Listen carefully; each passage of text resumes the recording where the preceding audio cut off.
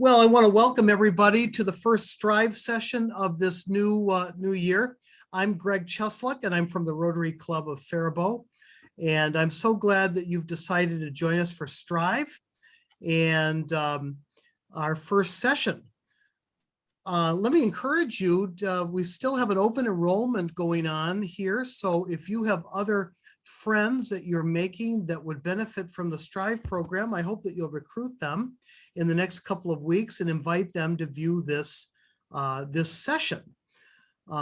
Just a friendly reminder that in order to be eligible for the scholarships, which we award at the end of the year, which goes into next school year, you need to attend 6 of 8 sessions. Successfully attending a session involves, at least at this time period where we're viewing things by Zoom, means that you actually watch the session and that you have a reaction to it, and that you mail that takeaway from the session, something that you learned, to the following email address. So take note of this if you would. Faribault Rotary Strive, Faribault Rotary Strive @gmail.com. And just Strive, Rotary is R-O-T-A-R-Y.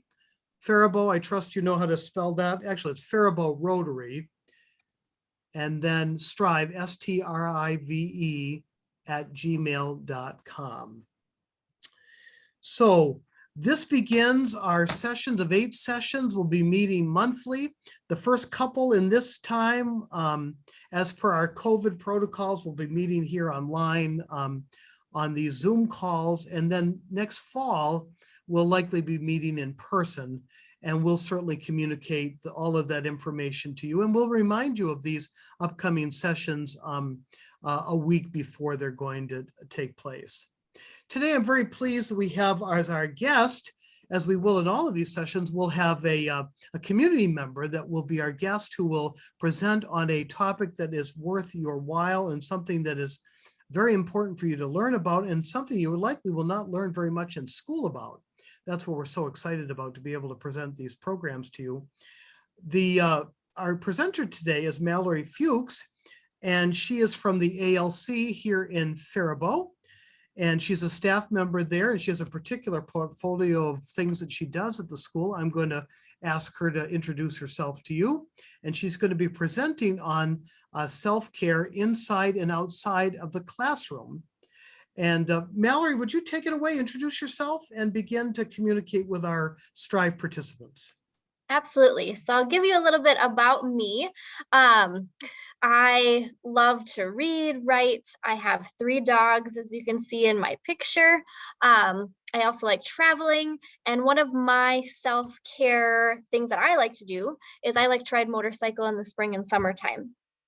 My favorite season is fall, and my favorite book is Braving the Wilderness by Brené Brown. So if you're ever looking for a book to read, that is a must. And my favorite place to visit is Telluride, Colorado. Really cute little mountain town. But a little bit about what I do. I work at the Faribault ALC. I am a graduate of Faribault, 2006. I then went on to get my bachelor degree from Mankato State in Alcohol and Drug Studies and Corrections. And then I'm currently finishing up my master's degree from St. Cloud State with criminal justice, but my emphasis was in gang studies. So a little bit about my background of work. I'm a licensed alcohol and drug counselor, certified gang specialist. And so my career path has kind of taken me a lot of different ways. So I started out working in the prison systems here in Faribault as a counselor. I spent some time also working in inpatient and outpatient settings, working with people that have substance use disorders. And then I ended up going into law enforcement. So part of working in the prisons, I worked a lot with criminal and addictive thinking, and I ended up going into law enforcement. So as a federal law enforcement officer in Illinois, and I worked mostly transnational organized crime, focusing on how drugs are being brought into the United States and being distributed. And as I worked that, I realized I wanted to be more in the prevention role, working with youth, so that they don't ever get to that point where I was in the prisons or as a law enforcement officer. So that's what I do a lot. Some of you might recognize me. I was at the high school previously for 2 years and then moved out to the ALC. But my role here is to do alcohol and drug prevention. I work with students who are in recovery. I work with mental health, so talking about self-care, anxiety, depression, and then I also work with all outside resources. So if students are experiencing homelessness, whatever that might be, we have all sorts of resources for students that we can work with them. But one of my areas is prevention, and we talk about self-care. So that's kind of what we're going to focus on today. And talking about how many people have felt stressed in the past year, month, week, I think that's one thing we can all relate to. There's always some kind of stress that comes up in life, and no one is immune from that. And we talk about how many people feel they could benefit from less stress. And I think almost everybody could raise their hand. So, what we know is that people are feeling lonelier and less able to unwind and slow down, which makes us feel more anxious and overwhelmed by even the simplest of tasks. And so, we're going to talk about how do we use self care so that we don't get to that place. Self care is part of that answer, so we can all better cope with daily stressors, and we all have them. And some of those stressors can be totally out of our control. So we're going to learn self care for ourselves and how do we implement that into our daily life. A lot of times we hear this self care, but nobody tells us how do we actually use that.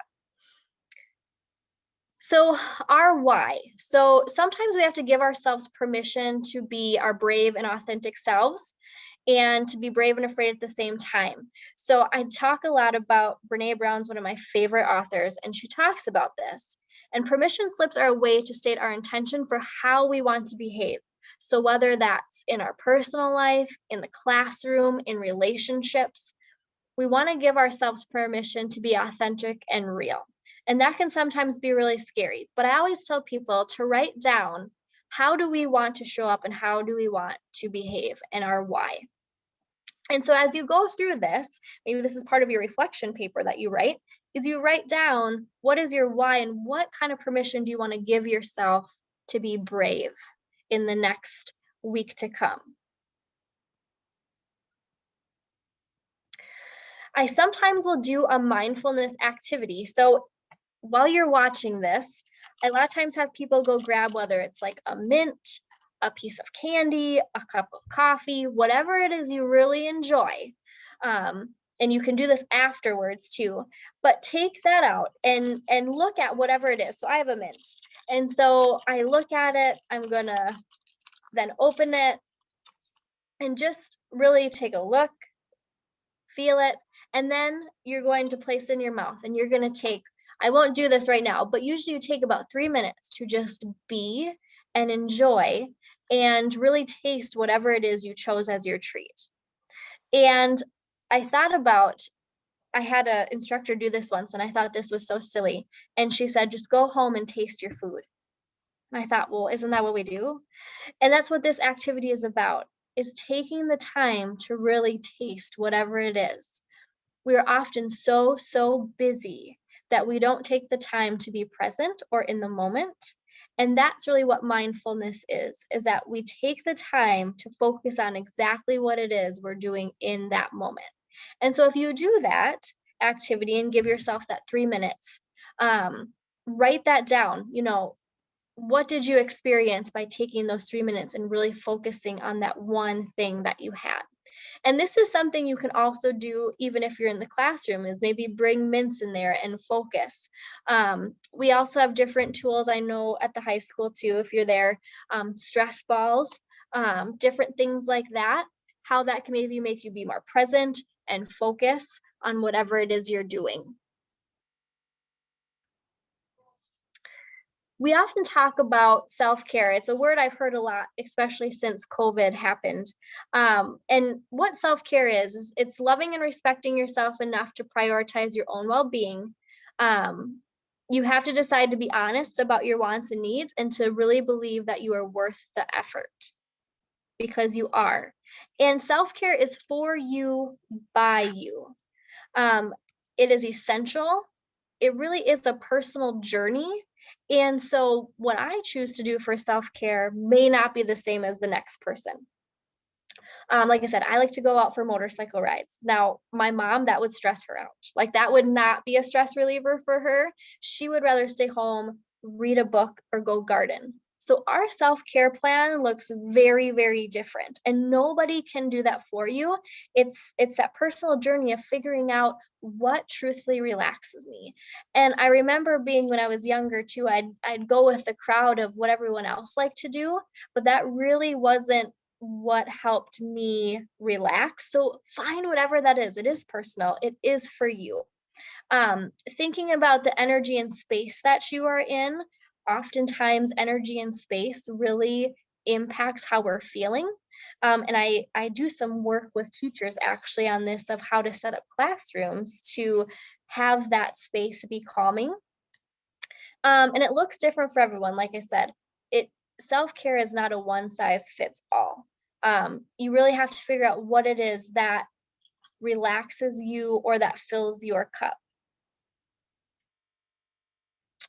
What counts as self-care, again, everyone's definition is their own and unique. So as you write this reflection paper, think about what your definition is of self-care. What does that look like? What does that mean to you? And then thinking about a personal mission statement. And you can create your own of what does that look like for you? What kind of person do you want to be? And then self-care, I have worksheets that I can also send separately that kind of help you narrow that down. Because self-care can be in different categories. Maybe it's physical self-care, maybe it's that I'm going out for a run or a walk, or I take a hot shower. It can be mental or emotional. Maybe it's I find someone I feel safe that I can talk to about what's going on.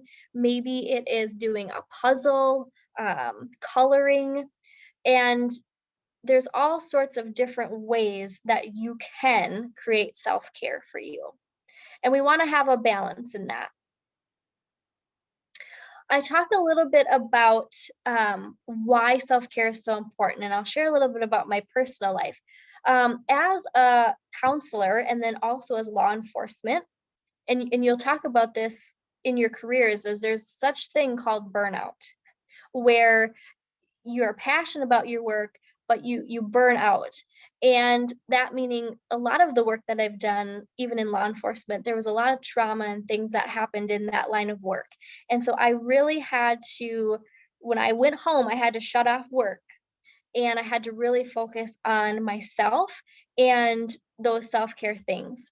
So whether it was reading a book that was not related to crime, maybe sometimes for me it's simply shutting off the TV and not watching news for a while, reading a book, whatever it is, I found all sorts of different things that really helped me relax. And I noticed I'm also a runner. So running is another stress reliever. I noticed when I stopped doing those things is when burnout happened and when I felt more stress throughout the day. So every day I carve out 20 minutes and I make myself do something nice for myself. Like I said, whether it's reading a book, going and exercising. And as you start doing that, you'll realize you feel less stress. I'm able to deal with the daily stressors that come up. When I stop doing those things, I get more agitated and I noticed that things become more stressful and harder to deal with. But one of the worst pieces of advice I was ever given was actually in my law enforcement career when we were starting. And my supervisor said, "You say yes to everything. Like you don't get to say no to anything." And so I took on all these extra duties, and it just kept, if you think of a paper plate, it was like everything kept stacking on top of each other until that bottom of that plate just broke and gave out because I wasn't honoring what my body was telling me. I was exhausted. My mental health wasn't where it should be. That burnout started to happen. So, another part of self care is setting boundaries. And you can say, there's certain things we have to do in life, but also realize that you don't have to say yes to everything and you don't have to overload yourself. Sometimes it's okay to say no, or not today, or not right now. Um, and so that's been something I've carried with me throughout my adult life. I also talk about, I think of self care as self defense, because in self defense, well, one, your life depends on it, just like our self care does. But also, self defense starts long before you actually have to defend yourself, meaning there are a lot of times a lot of situational awareness or warning signs prior to. And the same is true with self care. I've started to realize, like I said, that burnout, or I get more anxious or agitated when I'm not practicing those things on the forefront. Self care is a regular practice that benefits are broad and have been linked to positive health outcomes such as reduced stress, improved immune system, increased productivity, and higher self esteem. So we want to practice these things regularly and not just like a one and done thing. It should become part of our regular routine. And the same is true with prevention. Prevention has to happen all the time um, before it will start to show that positive outcome. Now, there's different types of self care. So we have temporary self care. That means that one and done. So maybe it's a dinner with a friend. You benefit from that social connection, but it won't last very long after you part ways. But in that moment, that is that self care. Maybe it's that hot shower or bubble bath or things like that that have that short term temporary effect. Enduring self care, this has more permanent effects. So the example is practicing mindfulness regularly. So, like I said, stopping and just enjoying something for those 3 to 5 minutes. Maybe you start doing yoga or meditation, but this actually starts to lead to brain changes. And this is something that is going to last throughout. And it's something you do daily or more frequently. Both are super important, but you want to have both in your self care plan. We also talk about personal space. And a lot of this I teach with teachers too, but same is true for you. And setting up a space that feels inviting to you, a space, and maybe it's more in this reflection piece, is identifying a space or a person that you feel connected to, that makes you feel relaxed, you feel safe in, a place where you can take that armor off and maybe jot this down of who is one person in my life that I feel safe with, that I could talk to about something. That's also part of self-care, is having those connections. Um, I know that here at the ALC, we have what we call a chill zone, where when students need to take a break from class, they can come down and take 5 to 10 minutes to regroup. Maybe finding that space or a staff member at school that you could utilize if that happens. And then the other thing I have on here are calming kits. So different things like we talked about the stress ball. What are some different things I can use in the classroom to reduce some stress and focus? And you can always talk to your counselor. Or I know Brianne Zabinski is there. She's another person you could talk to at the high school about utilizing some of these coping skills and self-care practices in the classroom. These are just some other pictures of different spaces, and maybe you jot down what are some colors that help you relax, or different things. We also talk about mindful activities. Now, Change to Chill is through Alina Clinic, and I have a link on here. I don't know if it'll pull up, but if you even Googled Change to Chill, it will come up and it will give you a list of mindfulness and stress reliever activities specifically for youth and teens. And it's things from yoga to coloring to all different ideas. And I always tell people, try something 3 times before you decide if it's helpful or not. Sometimes if we're not used to doing something, it feels uncomfortable and like it's not working. But sometimes we got to give it a try. We talked about the eating activity. Sometimes it's just slowing our breathing down. Wind chimes or soft music playing in the background can be relaxing to some people. Outdoor activities are also part of self-care and mindfulness. Um, I do a lot of work with ecotherapy, so that's like getting outside. Animals are also part of that. They talk a lot about equine therapy with horses and dogs, and how that reduces stress. But there are doctors out there that actually prescribe nature and playing in the dirt and how that is linked for good mental and physical health. So sometimes just taking a break outside and going for a walk is helpful. And then we also talk about less technology, the better. So, time to disconnect and reconnect, which can be hard, especially with, we know we've been learning online for the past 2 years, but every chance you can get to be outside and disconnect from social media, the better.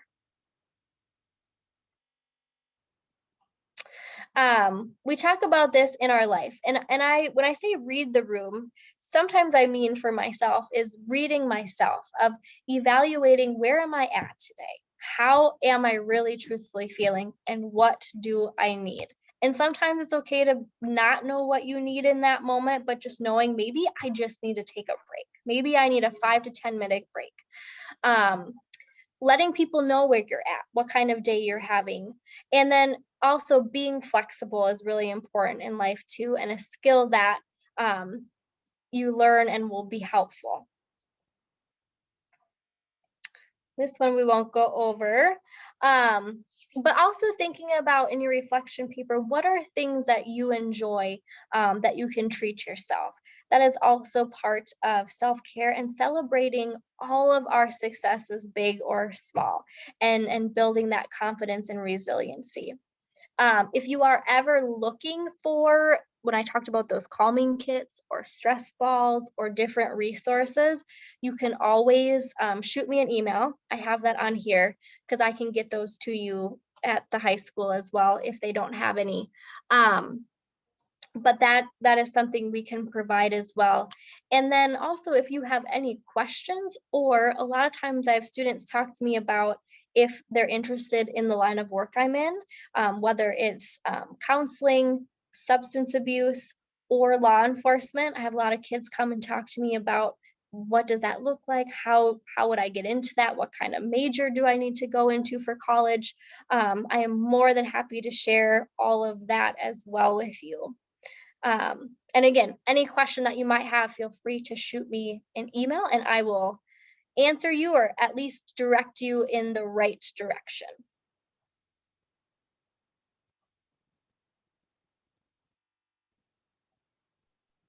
Thank you so much, Mallory. That was a power-packed a presentation. Thank you so much. I'm going to ask you a couple of questions. Um, that question, what is my why? That's probably a great question for young people to reflect upon, any of us to reflect upon.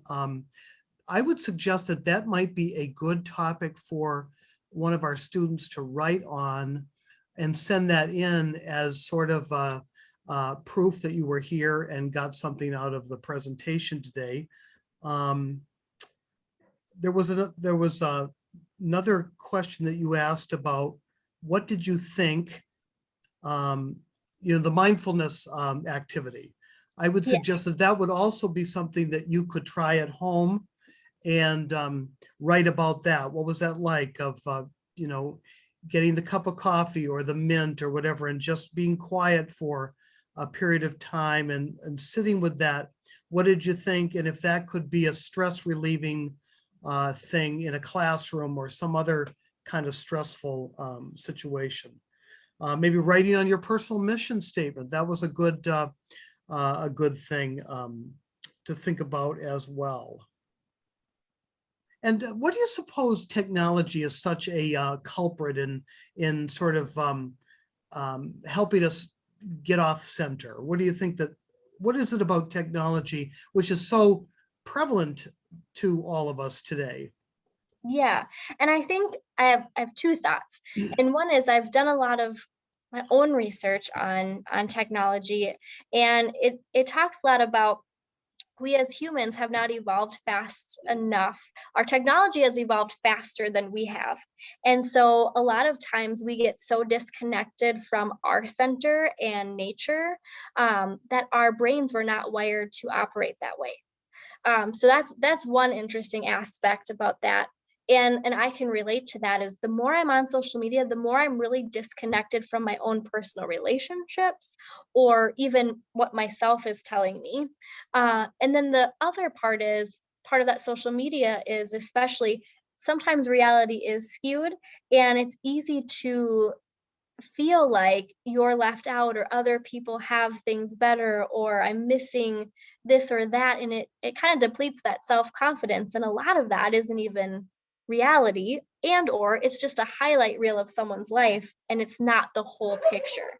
So sometimes I have to remind myself of that too, of what I'm viewing on social media isn't the whole picture either. Great, great. Well, thank you for those insights. I think that's really important for us to keep that in mind, because social media and our cell phones and technology are a part of our daily routine, and they're a great source of help in so many ways, and yet too much of it can really undermine our sense of well-being. Yes. All right. Well, thank you so much, Mallory. Let me just remind the rest of you that, again, you want to uh, reflect on this session, what you got out of it, and respond by writing to this email address, Faribault Rotary Strive, STRIVE, Faribault Rotary Strive @gmail.com. Put your name and your reflection, and that will suffice to demonstrate that you've viewed this video and that you've been present to it. So if you'd pass the word about that, and so this is one of 8 sessions. We need to complete 6 of 8 in order for us to be eligible for the Strive scholarships at the end of the year.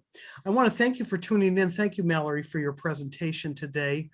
And thank you for tuning in and for your reflection. And I hope this has been helpful to you. Hope the end of the year goes really well for you. There'll be another session in May. We'll be letting you know when that is happening. So thanks for being with us and have a good rest of the day. Thank you Thank again, you. Mallory. Yes, thank you.